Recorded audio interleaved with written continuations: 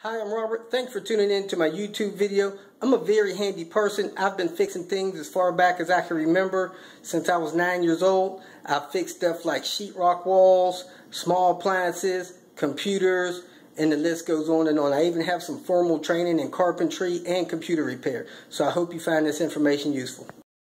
I'm going to do a basic tune-up on the lawnmower here. It has a 6.5 horsepower Briggs & Stratton motor.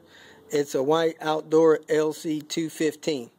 Before you tear into the lawnmower and go buy parts, the best thing to do is to double check what it has, or make sure you have this model number with you so they'll give you the right parts. First thing I do is come down to the front of it. I pull the spark plug wire off the spark plug. I pull the spark plug out with a spark plug socket. Normally it's either a 5/8 or the big ones are the 13/16. So have both of those with you with the 3/8 inch ratchet wrench. I pulled the spark plug out. It actually has like a car type spark plug, a full size spark plug. So you can take the plug with you or take the number down and make sure you get a plug that crosses with that number. Okay, so I got a new spark plug. I put it in. I tightened the spark plug down until it was finger tight, and then I turned it a quarter to a half a turn to torque it down, and that should be good for the spark plug.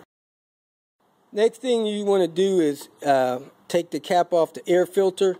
It has some 8mm bolts on it. I took 2 of those off. Whatever your mower has is fine. And I got the air filter out of it. This air filter was a like an oval size air filter. Wasn't sure, and sometimes the lawnmower place may not have your exact model number information, so I just took it with me, threw it in a bag, and when I got where I was going, they gave me this one that fits Briggs & Stratton lawnmowers. This one has a styrofoam charger on it. You can or cannot use that. Sometime if it won't fit, you might bypass it, but if you use that foam stuff in there, go ahead and wet it with some oil and help it catch dust. Set that in there and put the cap back on, so I'm going to do that next. The filter housing was a little dirty, so I plugged a hole with a piece of paper towel. It'd be good to plug the little hole too, so you don't get no dirt down in the carburetor. And then I brushed it off with a wire brush, and I'm going to go ahead and set the filter in place. It looks like that little styrofoam cover is going to work, so I'm going to saturate that in some oil. Best if you put rubber gloves on your hand before messing with oil, but I don't think I have any rubber gloves left, so I'll just wash my hands real good. Okay, my customer has some rubber gloves, so that's good. So I put a very light film of the motor oil on this thing. The instructions didn't say to, but I've seen it do wonders in catching the dirt from the pre-filter. So I'm going to go ahead and slide this over the filter and put those 2 screws back in the air filter cap. Okay, the next thing on this lawnmower, it had a cable. Had a fray in it, and that cable went from the throttle body trigger up to the run handle.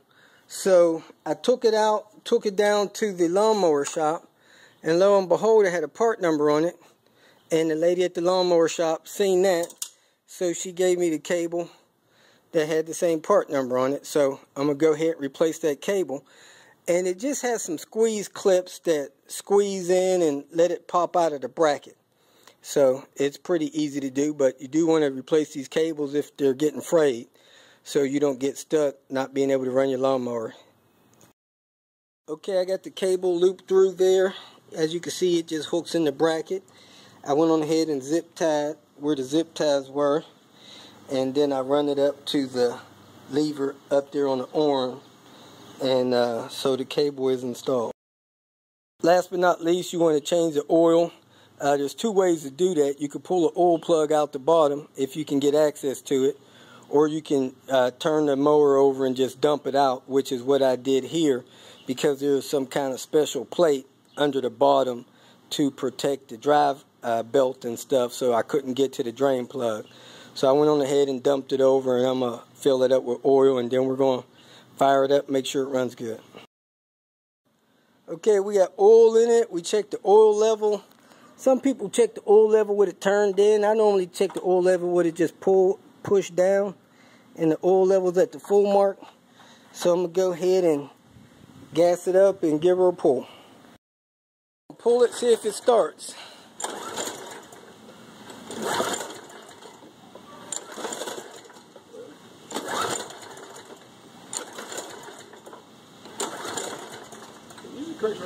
Alright. Hold on a second, we're going to see if it's flooded or something. Okay, we pulled it several times, it didn't start. I looked down here at the primer button, and the primer's got a split in it. So that may have something to do with it. So we went to go pull it again, and I looked over, spark plug wire wasn't connected. So we're going to connect the spark plug wire, make sure that's pushed on, and he's going to go ahead and pull it again and see what happens.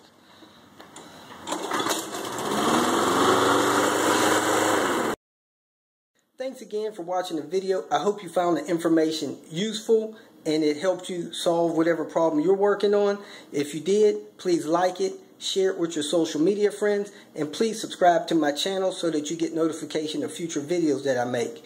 You can go to my website, robertspinner.com. You can also leave comments here and questions, and I'll answer them as soon as I can.